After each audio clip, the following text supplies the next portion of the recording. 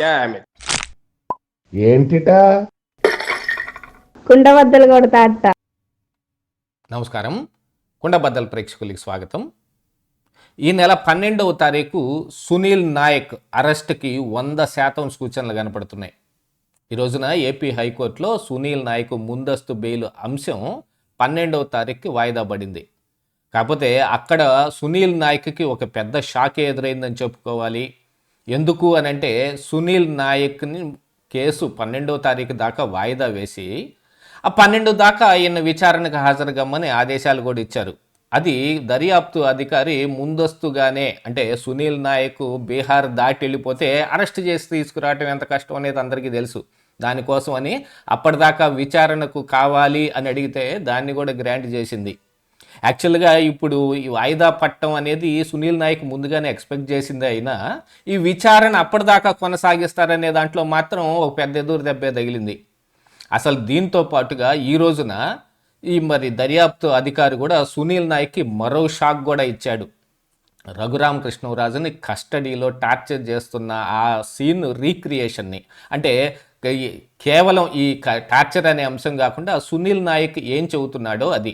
ఆ పక్కన రఘురామకృష్ణరాజు అరెస్ట్ అయిన ఉన్న గదిలోకి ఈయన పక్క గదిలో ఉన్నానని చెప్పిన దానికి ఈ సీన్ రీక్రియేషన్ చేస్తున్నారు. అక్కడి నుంచి అరిస్తే ఇక్కడికి వినపడుతుందా లేదా, అసలు అక్కడికి వెళ్ళినప్పుడు గన్ మ్యాన్ అని అసలు ఎందుకు బయటకు పంపించాల్సి వచ్చింది, ఇందులో ఎవిడెన్సెస్ ఏమన్నా ఉంటాయేమోనని గన్ మ్యాన్ని పంపించాల్సి వచ్చిందా, మరి స్వయంగా సునీల్ నాయకే ఆ డిఐజీగా ఉండి సిఐడికి, మరి ఎంపీకి సెలబ్రిటీ కాబట్టి స్వయంగా తానే కేసును పర్యవేక్షించడానికి వచ్చినప్పుడు అందులో సీసీ కెమెరాలని పెట్టకుండా ఎందుకు ఆయన తాత్సారం చేశాడనే దాని మీద అనేక రకాలుగా ఈరోజు సునీల్ నాయక్ చాలా ఇబ్బంది పడిపోయాడు విచారణలో.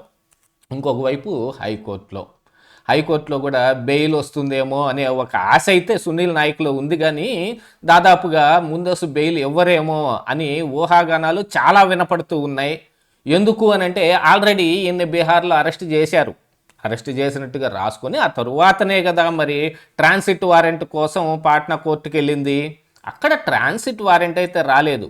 ఈ అంశం మీద ఇప్పుడు ముందస్తు బెయిల్ విచారణ స్వీకరించాలా లేదు, ఇక్కడ అవసరమే లేదు, ఇక్కడ ముందస్తు బెయిల్ ఉత్పన్నమే కాదు అని ఇప్పుడు ప్రభుత్వం తరపుల లాయర్లు వాదిస్తున్న దానికి హైకోర్టు కూడా సై అంటుందా అనే అనుమానాలు వ్యక్తం అవుతూ ఉన్నాయి.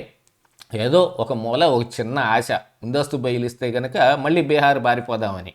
కాకపోతే ఈ దర్యాప్తు అధికారులు ఆ సునీల్ నాయక్ ఆలోచనని బ్రేక్ చేసి పడేశారు. ఈ రోజున హైకోర్టులో ఈయన్ని 12 దాకా మాకు విచారణ కావాల్సిందే, ఈయన విచారణలో ఏమాత్రం సహకరించటం లేదు, ఈయన కరెక్ట్గా సమాధానాలు కూడా చెప్పటం లేదు, ఇంకా విచారణ చేయాల్సిన అవసరం ఉంది అనేది కూడా వాళ్ళ వాదన.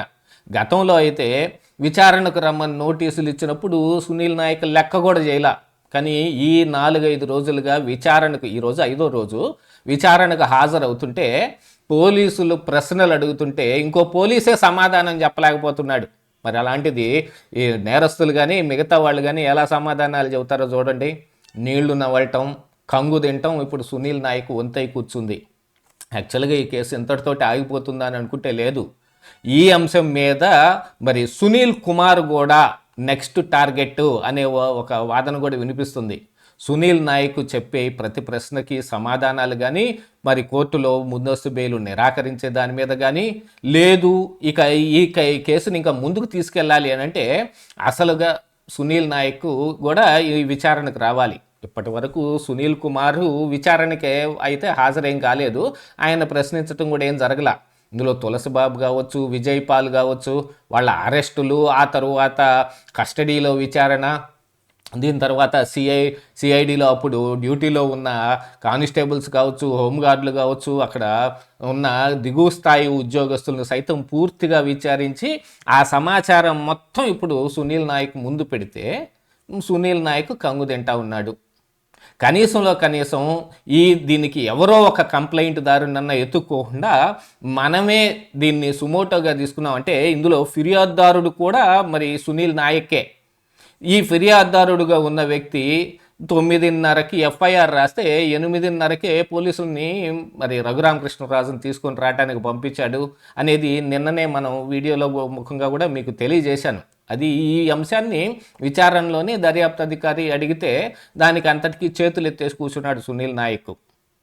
బీహార్లో ఉండి బీహార్ ప్రభుత్వం నుంచి తనకు ఉన్న మరి అక్కడ వాళ్ళతోటి ఆయనకున్న సత్సంబంధాల మీదటో లేకపోతే అసలు ఈయన కోసమే బిఎన్ఎస్ఎస్ చట్టంలో సవరింపులు చేసి మరి కొత్తగా గెజెట్ నోటిఫికేషన్ ఇప్పించుకొని అక్కడే దాక్కుందాం అని అనుకుంటే హైకోర్టు ద్వారా ఖచ్చితంగా విచారణకు హాజరవ్వాల్సిన పరిస్థితి ఏర్పడింది.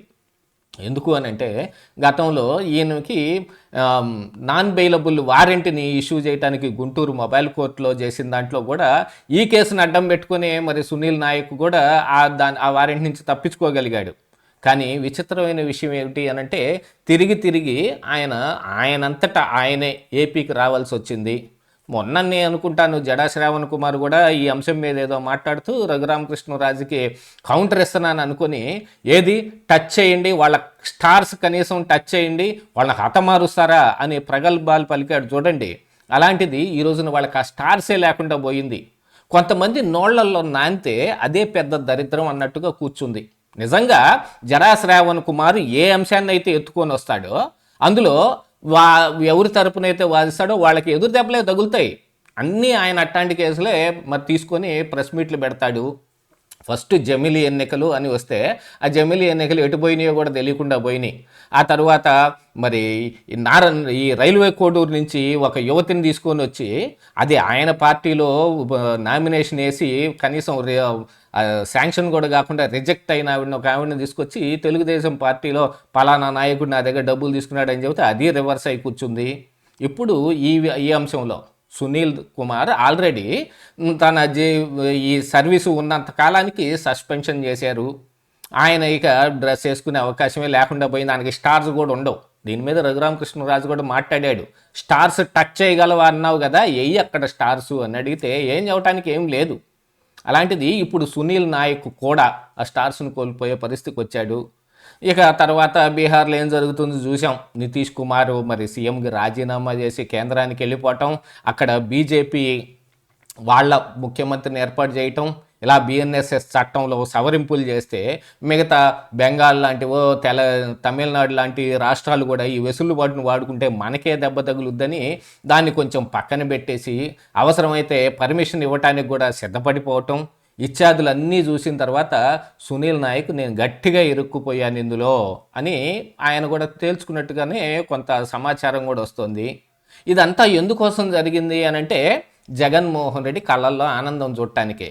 కానీ ఇప్పుడు ఆ జగన్మోహన్ రెడ్డి ఈ సునీల్ కుమార్నో ఆ సునీల్ నాయక్నో ఆ విజయ్ పాల్నో లేకపోతే తులసి బాబునో ఏ ఊరిని పట్టించుకునే పరిస్థితిలో లేడు. ఆయన గొడవల్లో ఆయన బెంగళూరులో సీక్రెట్ మీటింగులు పెట్టుకొని తిరుగుతుంటే వీళ్ళందరూ అరెస్ట్ అవ్వాల్సి వచ్చింది. దాదాపుగా రేపు 12వ తారీఖు హైకోర్టులో ఆయన ముందస్తు బెయిల్ రిజెక్ట్ చేయబడుతుంది. ఆయన్ని వెంటనే దర్యాప్తు అధికారి అరెస్టు చేయబోతున్నాడు అనేదైతే 100% కాబోతుంది అన్నట్టుగానే కనపడుతోంది. ఇదే ఈరోజు కుండబద్దలు.